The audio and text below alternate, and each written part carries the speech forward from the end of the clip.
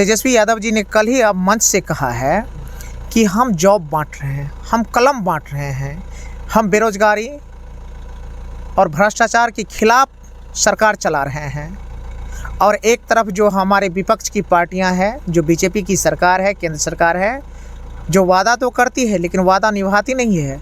वो कलम नहीं बांट सकती है, रोजगार नहीं दे सकती है, भय भूख और भ्रष्टाचार पे काम नहीं करती है, वो तलवार बांटने का काम करती है। तो इसका जवाब तो यही है कि विपक्षी क्या सोचती है, इसको आने वाले चुनाव के बाद आकलन किया जाएगा कि जब जनता उसको सबक सिखाएगी और बिहार के 40 की 40 सीट पर उसको हरा करके वापस भेजेगी और केंद्र से सत्ता से उसको च्युत करके इंडिया गठबंधन की सरकार बनेगी। आज देश की सामाजिक, आर्थिक और राजनीतिक जो दिशा है, कुछ दिनों से मुझे लगता है जब से बीजेपी की खास करके सरकार आई है, ये दिशा विहीन हो गई है।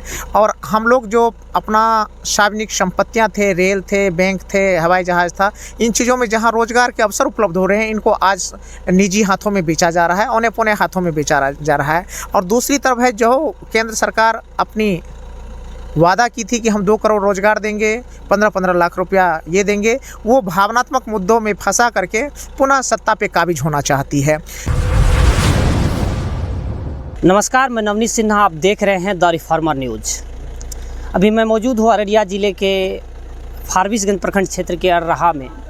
यहाँ पर मेरे साथ आप कई लोग देख रहे हैं, लेकिन एक हरा गमछा में आप जिस शख्स को देख रहे हैं, ज़्यादातर लोग वाकिफ़ होंगे और नहीं जानते हैं, तो मैं बता दूं कि ये वर्तमान में युवा राजद के प्रदेश उपाध्यक्ष हैं और पूर्व में बीडीओ रह चुके हैं। उनके बाद वहां से रिज़ाइन देने के बाद इन्होंने आरजेडी ज्वाइन किया था और सहरसा के महिषी विधानसभा से इन्होंने चुनाव भी लड़ा था और वहां हार मिली थी। तो ये हमारे साथ डॉक्टर गौतम कृष्ण जी हैं। तो सर, स्वागत है आपका। चूँकि वक्त कम है तो इसलिए संक्षेप में सारी चीज़ें होंगी। बहुत बहुत धन्यवाद नवनीत बाबू जी। पहला सवाल, चूँकि हालिया अभी बीपीएससी का रिज़ल्ट आया और आप बाकायदा वीडियो रह चुके हैं, तो सवाल उसी से जुड़ा है कि बीपीएससी का रिज़ल्ट आया, बहुत सारे ऐसे विद्यार्थी रहे जो कट ऑफ में नहीं आए, तो उन्होंने लगातार हमला बोला हुआ एक तरह से कि जो ये बहाली की गई है, इसमें तेजस्वी यादव ने बिहार विधानसभा चुनाव के समय कहा था कि डोमिसाइल लाकर 90% बिहारियों को रोजगार देंगे। तो उन लोगों का कहना है कि 40 से 50% यूपी वाले को भर दिया गया और नाराज़गी और कई विसंगतियों का भी जिक्र उन्होंने किया है। क्या कहना चाहेंगे इस पर? सबसे पहले तो मैं आपके चैनल के माध्यम से बिहार महागठबंधन के नेता माननीय मुख्यमंत्री नीतीश कुमार जी और बिहार युवा भविष्य उप मुख्यमंत्री तेजस्वी यादव जी को बधाई देना चाहता हूं कि आपने एक इतिहास बना दिया है। कल जो गांधी मैदान में 1,20,000 को नियुक्ति पत्र आपने बांटने का ऐतिहासिक फैसला और अमल किया है, यह इतिहास रचा है।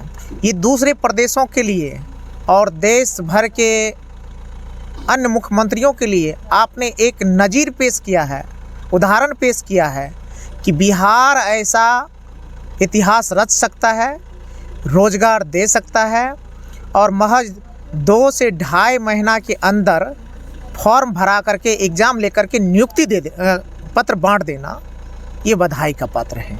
और मैं आपके चैनल के माध्यम से पुनः माननीय नीतीश कुमार जी और तेजस्वी यादव जी को बहुत बहुत बधाई देना चाहता हूँ।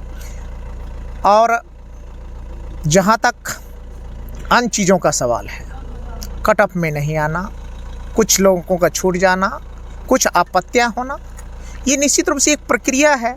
इस प्रक्रिया के तहत हो सकती है और जो उसका वैधानिक और उचित उसका मूल्यांकन, निराकरण होगा, निश्चित रूप से यह सरकार उस चीज़ को करेगी। नहीं, विद्यार्थियों का एक चीज़ कहना था कि डोमिसाइल क्यों नहीं लाया गया जब कहा गया था। तो एक बात देखिए, ये सरकार का फैसला है और अभी सरकार माननीय नीतीश कुमार जी उसको लीड कर रहे हैं, तो फैसला नीतीश कुमार जी का और गठबंधन के सारे नेताओं का होगा। उस फैसला के अनुसार सरकार, यह संघीय व्यवस्था की सरकार है, तो जो फैसला माननीय नीतीश कुमार जी लिए हैं उसके अनुरूप यह काम किया गया है। तो इसलिए सिर्फ तेजस्वी जी की बातों को हम दोहरा देना या उन्हीं की बातों को बार बार लपेटना या रपेटना मुझे लगता है उचित नहीं होगा, क्योंकि यह किसी एक खास पार्टी की सरकार नहीं है, यह गठबंधन की सरकार है। इसलिए सभी की बातों को और सभी बातों को के अनुसार निर्णय होगा। आपने कहा कि 2.5 महीने में बड़े पैमाने पर नौकरी दी गई, बीपीएससी के द्वारा नियुक्ति की प्रक्रिया हुई, लेकिन विपक्ष पूरी तौर पर बीजेपी सहित पूरा विपक्ष जो है कुनबा वो हमलावर है। और बीते दिनों पूर्व मुख्यमंत्री जीतन राम मांझी ने कहा कि जिस तरह लैंड फॉर जॉब घोटाला था उसी तरह यह मनी फॉर जॉब घोटाला है। क्या कहना चाहेंगे? विपक्ष क्या कह रहा है, विपक्षी पार्टियों की क्या सोच है, तो ये तो जनता पे छोड़ दीजिए, वो आगे आने वाली चुनाव में उनको सबक सिखा करके ही बता देगी। क्योंकि तेजस्वी यादव जी ने कल ही अब मंच से कहा है कि हम जॉब बांट रहे हैं, हम कलम बांट रहे हैं, हम बेरोजगारी और भ्रष्टाचार के खिलाफ सरकार चला रहे हैं। और एक तरफ जो हमारे विपक्ष की पार्टियां हैं, जो बीजेपी की सरकार है, केंद्र सरकार है, जो वादा तो करती है लेकिन वादा निभाती नहीं है। वो कलम नहीं बांट सकती है, रोजगार नहीं दे सकती है, भय भूख और भ्रष्टाचार पे काम नहीं करती है, वो तलवार बांटने का काम करती है। तो इसका जवाब तो यही है कि विपक्षी क्या सोचती है, इसको आने वाले चुनाव के बाद आकलन किया जाएगा कि जब जनता उसको सबक सिखाएगी और बिहार के 40 की 40 सीट पर उसको हरा करके वापस भेजेगी और केंद्र से सत्ता से उसको च्युत करके इंडिया गठबंधन की सरकार बनेगी। एक चीज़ आपने कहा, आपने जिक्र किया कि भय भूख भ्रष्टाचार, और शायद मुझे अगर ख्याल हो, मैं सही हूँ तो आपने 2020 विधानसभा चुनाव का एक मोटो भी इसी पर लड़ा था। और उस वक्त जब आपने पद से इस्तीफ़ा दिया था, रिजाइन किया था बीडीओ के पद से, उस वक्त नीतीश कुमार की गठबंधन सरकार थी भाजपा के साथ और अभी आरजेडी के साथ है। तो उस वक्त एक पदाधिकारी के तौर पर थे, फिर राजनीति में आए। तो पदाधिकारी के तौर पर जो आप लगातार चीज़ों का अवलोकन करते रहे और आरोप भी लगाते रहे, तो उस व्यवस्था में, अधिकारी की व्यवस्था में, चूँकि उस वक्त भी नीतीश जी थे, अभी भी नीतीश जी, तो क्या कुछ बदलाव आया है कि नहीं? वही पुराने ढर्रा पर जो अधिकारी की अफसरशाही को लेकर सवाल उठता वैसा ही है? देखिए, माननीय नीतीश कुमार जी की कार्यशैली पर और उनकी निष्पक्षता और उनकी ईमानदारी पर कोई सवाल नहीं उठाया जा सकता है। ना मैं उठाता हूँ, ना कोई अन्य उठा सकता है। जहाँ तक कि किसी स्टेट में बहुत सारी ज़िला है और ज़िला का अंदर का एडमिनिस्ट्रेशन कई भागों में बटा होता है, तो पर्टिकुलर पर्सन कभी कभी हावी हो जाता है, वहाँ भ्रष्टाचार बढ़ गए या अन्य चीज़ें होती है, प्रभावित कर देता है, ये अलग मुद्दा है। लेकिन माननीय नीतीश कुमार जी की ईमानदारी पर और उसकी समाजवादी सोच पर प्रश्न चिन्ह खड़ा करना किसी के लिए भी मुश्किल है। वो अच्छे और ईमानदार मुख्यमंत्री हैं। तो इसलिए जो परिस्थितियाँ होती है, क्योंकि किसी भी पर्टिकुलर समय का बात उस समय की पर्टिकुलर कारणों पर डिपेंड करता है जी। तो इसलिए उस समय की तत्कालीन परिस्थितियां जो रही है, वो मेरा लोकल एडमिनिस्ट्रेशन से झगड़ा हो या लोकल बॉडी से जो सामंजस्य का स्थापित ना हो जाना है, वो अन्य चीज़ों की बात हो जाए। लेकिन अभी मैं ब्रॉड सेंस में यही कहूँगा, माननीय मुख्यमंत्री जी अच्छे आदमी हैं और गठबंधन की सरकार मजबूती के साथ काम कर रही है। माननीय नेता हमारे युवा भविष्य तेजस्वी यादव जी को मैं बधाई देता हूं कि कुछ ही दिनों में आप देख रहे होंगे कि स्वास्थ्य मंत्रालय उनके साथ है और स्वास्थ्य मॉडल आज पूरे देश के लिए एक उदाहरण बनता जा रहा है कि महज ये 6 महीना, 7 महीना, 8 महीना के दौरान हॉस्पिटल की व्यवस्था बदल गई है। हॉस्पिटल में आप जहां अगर ये अररिया हॉस्पिटल है, तो मैं आपको भी पत्रकार महोदय कहूँगा कि आप वहाँ का रिपोर्टिंग भी कीजिएगा सरकारी हॉस्पिटल का। सहरसा में मेरा कार्य क्षेत्र है, सहरसा में देखता हूँ, पटना में देखता हूँ, मधेपुरा में देखता हूँ। तो मुझे लगता है कि व्यवस्थाएं, जहाँ शुगर घूमता था, कुत्ते घूमते थे, आवारे कुत्ते घूमते थे, मलमूत्र पड़ा रहता था, गंदियाँ का अंबार लगा रहता था, लेकिन विगत कुछ ही दिनों में यह सारी चीज़ें चेंज हो गई है। तो इसलिए मैं आपके चैनल के माध्यम से पुनः अपने माननीय उप मुख्यमंत्री तेजस्वी यादव जी को विशेष रूप से बधाई देता हूँ कि उनकी कार्यशैली और उनका एक दूरदर्शी विजन जो है, वह आगे आने वाले देश के लिए एक बड़ा लकीर खींचेगा। जी, स्वास्थ्य व्यवस्था से इतर एक सवाल, चूँकि आप जिस कोसी क्षेत्र से आते हैं, सहरसा, वो कोसी, और जहाँ अभी है यह सीमांचल, कोसी सीमांचल बाढ़ प्रभावित क्षेत्र है, और आप बाढ़ के वक्त इस बार भी और लगातार जब से राजनीति में सक्रियता मैंने देखा है आपको, और रहते हैं आप टीम के साथ लगातार वर्क करते हैं, तो ये बाढ़ को लेकर, और आप समाजवादियों की सरकार कह रहे हैं, 30 साल से समाजवादियों की सरकार है, लेकिन बाढ़ को लेकर व्यापक पहल क्यों नहीं की? पूरा बिहार में बाढ़ को लेकर जानमाल की क्षति होती है। बहुत अच्छा आपका सवाल है। मैं आपको स्पष्ट करना चाहता हूँ, बिहार जो बसा हुआ है, ये नेपाल के दक्षिणी भाग बसा हुआ है ये जी। और हिमालय से निकलने वाली कोसी नदी, ये सबसे ज़्यादा क्या कहते हैं मार्ग परिवर्तन करने वाली नदी है। इसकी वजह से हमारा इंफ्रास्ट्रक्चर बहुत ज़्यादा ख़राब होता है। जब 1955 में कोसी बैराज का निर्माण किया गया और कोसी को 2 बांधों के अंदर पूर्वी और पश्चिमी के भागों में सीमित किया गया तो बाढ़ की राहत मिली है। मैं निश्चित रूप से कहना चाहता हूं कि सरकारें काम कर रही है और समय के साथ अपनी अपनी जिम्मेवारी अपने ढंग से निभाते, किसी में कुछ ज़्यादा तो किसी में कुछ कम, बस यही होता है। तो जो बाढ़ की भयावह स्थिति 1965 से पहले थी, क्या 1965 के बाद वो है? तो आप निश्चित रूप से कहेंगे वो नहीं है। लेकिन हाँ, सुधार तो उत्तरोत्तर होता ही रहता है। जो चीज़ें कल नहीं हो पाए, इंफ्रास्ट्रक्चर तो एक दिन का डेवलपमेंट नहीं है। इंफ्रास्ट्रक्चर को डेवलप करने में बहुत वक्त भी लगता है और अगर आपके पास संसाधन ज़्यादा हो, अगर आपके स्टेट के पास संसाधन हो, केंद्र का सहयोग मिले तो वो ज़्यादा बड़ी तेज़ी से आपका इंफ्रास्ट्रक्चर डेवलप करता है। वो रोड हो, सड़क हो, उद्योग धंधे हो, इनको। लेकिन बिहार एक ऐसा स्टेट है जिसके पास संसाधनों का अभाव है, पूंजी का अभाव है और मुझे लगता है विगत जो आपने कहा 30 सालों से, तो शायद केंद्र के साथ सामंजस्य हमारा स्थापित सही से नहीं हो पाता है। इस वजह से हमें वो अपेक्षित सहयोग नहीं मिल पा रहा है, जिस सहयोग की बदौलत बिहार देश के एक रोजगार उपलब्ध कराने वाले, कल कारखाना स्थापित करने वाले राज्यों में शुमार हो सके। आप देखेंगे तो बिहार लगातार यह मांग करता रहा है कि स्पेशल स्टेटस हमको दो, लेकिन क्या ये स्पेशल स्टेटस क्यों नहीं दे रहा है केंद्र? क्योंकि यहाँ वो सारी परिस्थितियाँ हैं जिनकी वजह से इसको स्पेशल स्टेटस दिया जा सकता था, विशेष रियायत दी जा सकती है। तो इसलिए हम ये कहेंगे कि राज्य की सरकारें काम करती है, लेकिन केंद्र के साथ बेहतर कोऑर्डिनेशन और बेहतर सहयोग नहीं मिलेगा तो इसको थोड़ा वक्त लगेगा अपनी रफ्तार पकड़ने में। एक सबसे महत्वपूर्ण सवाल, बिहार से व्यापक पैमाने पर पलायन होता है और नौकरी की बात हो रही है, नौकरी दी जा रही है, अच्छी बात है, लेकिन रोजगार को लेकर के कोई पहल जो प्राइवेट सेक्टर हो खास करके बढ़ावा क्यों नहीं?